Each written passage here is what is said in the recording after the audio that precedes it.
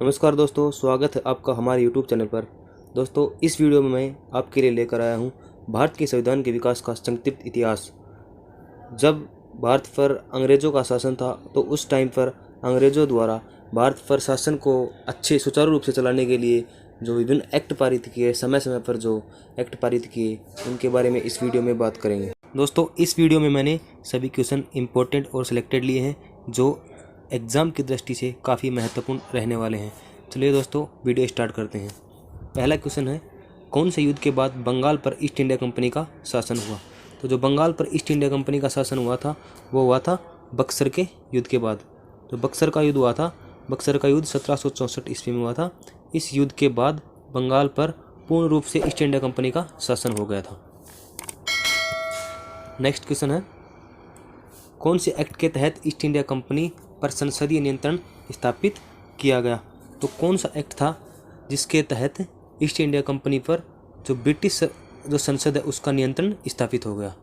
British संसद का नियंत्रण स्थापित हो गया तो था 1773 का रेगुलेटिंग एक्ट। 1773 के रेगुलेटिंग एक्ट के तहत जो ईस्ट इंडिया कंपनी थी इसके ऊपर ब्रिटिश संसद का पूर्ण नियंत्रण हो गया।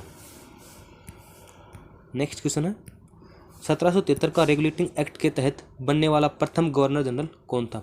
तो 1773 का रेगुलेटिंग एक्ट आया था, उसमें जो बंगाल का जो गवर्नर जनरल बना था, पहला गवर्नर जनरल, वो था वारेन हेस्टिंग्स। वारेन हेस्टिंग्स को बंगाल का पहला गवर्नर जनरल बनाया गया था। नेक्स्ट क्वेश्चन है, कोलकाता में उच्च न्यायालय की स्थापना कब की गई थी? तो कोलकाता में उच्च न्यायालय की स्थापना की गई थी। उच्च न्यायालय का जो प्रावधान था वो 1773 के रेगुलेटिंग एक्ट के तहत एक बंगाल में कोलकाता में एक उच्च न्यायालय बनना था जो 1774 में बनकर तैयार हुआ था। नेक्स्ट क्वेश्चन है, कोलकाता उच्चतम न्यायालय के प्रथम मुख्य न्यायाधीश कौन थे? तो जो कोलकाता में 1774 में जो उच्चतम न्यायालय बना था उसका जो मुख्य न्यायाधीश था वो था sir Elijah Impey. Sir Elijah Impey ये मुख्य न्यायाधीश थे और इसमें 3 अन्य न्यायाधीश थे, एक था चैम्बर्स, दूसरा लिमेंस्टर और एक हाइड। ये 3 अन्य न्यायाधीश थे और मुख्य न्यायाधीश वो थे सर एलिजा इम्पे। किस एक्ट के तहत दोहरे प्रशासन का प्रारंभ हुआ? तो दोहरे प्रशासन का प्रारंभ हुआ था वो हुआ था 1784 का पिट्स इंडिया एक्ट था, उसके तहत दोहरे प्रशासन का प्रारंभ हुआ था। नेक्स्ट क्वेश्चन है, कौन से एक्ट के तहत ईसाई पादरियों को भारत में आने की आज्ञा प्राप्त हुई?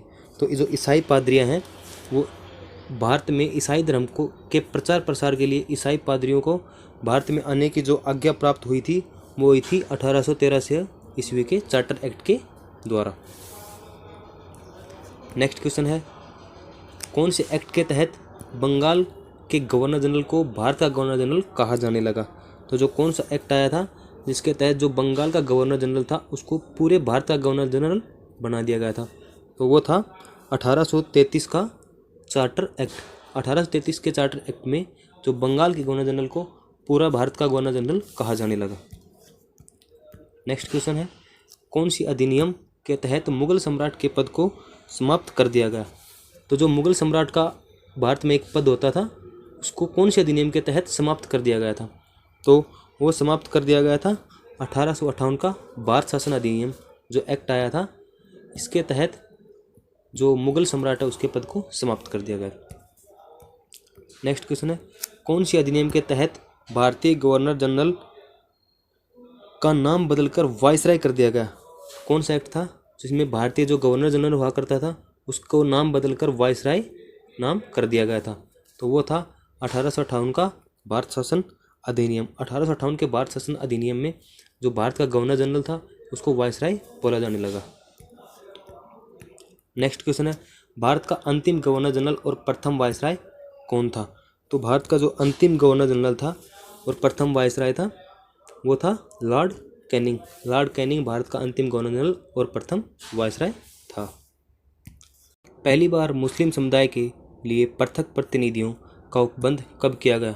जो मुस्लिम समुदाय के लिए पृथक प्रतिनिधियों का जो उपबंध किया गया था वो किया गया था 1909 के पार्लियामेंटो सुधार में। नेक्स्ट क्वेश्चन है, भारत में सांप्रदायिक निर्वाचन का जनक किसे माना जाता है?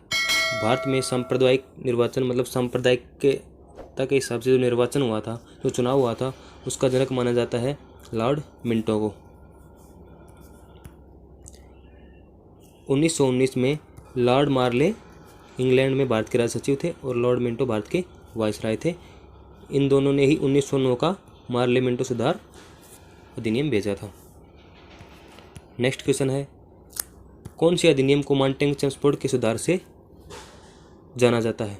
तो कौन सा अधिनियम था जिसको मांटेंग चेम्सफोर्ड सुधार के नाम से जाना जाता है? वो था 1909 का भारत शासन अधिनियम। प्रांतों में द्वैध शासन प्रणाली का प्रवर्तन कब किया गया?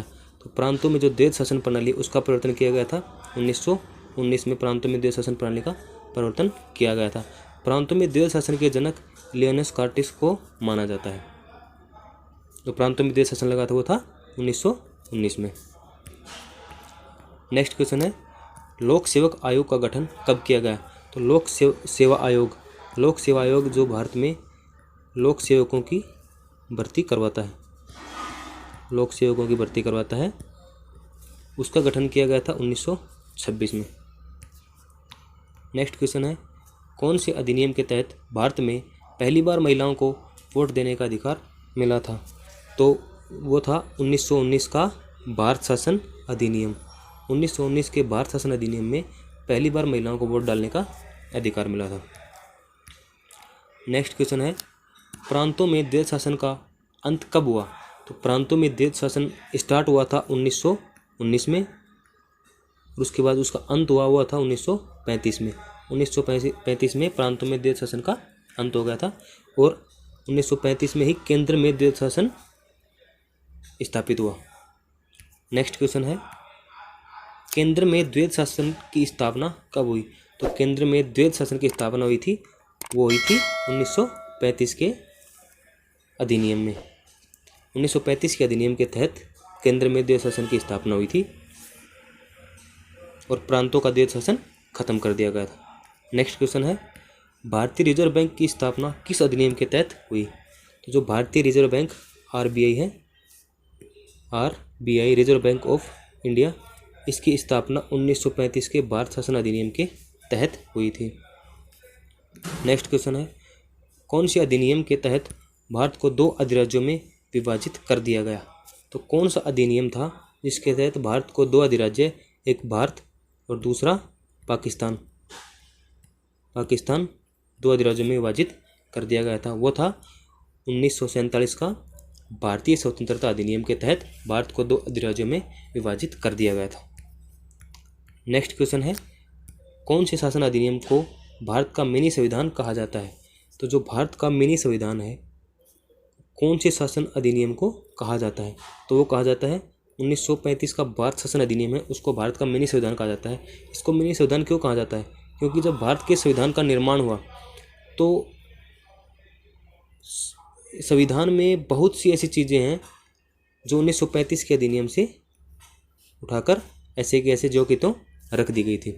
इस कारण 1935 के भारत शासन अधिनियम को भारत का मिनी संविधान भी कहा जाता है। लास्ट क्वेश्चन है, कैबिनेट मिशन कितने सदस्य की समिति थी? जो कैबिनेट मिशन है वो 3 सदस्य समिति थी जिसका कार्य था भारत में संविधान सभा का निर्माण करना और संविधान का निर्माण करवा के भारत को एक स्वतंत्र राष्ट्र बनाना। तो दोस्तों, ये थे भारत के संविधान के विकास का एक संक्षिप्त इतिहास से मोस्ट इंपॉर्टेंट क्वेश्चन जो विभिन्न एग्जामों में पूछे जाते हैं। वीडियो अच्छा लगे तो लाइक कीजिए, शेयर कीजिए और सब्सक्राइब कीजिए। जय हिंद, जय भारत।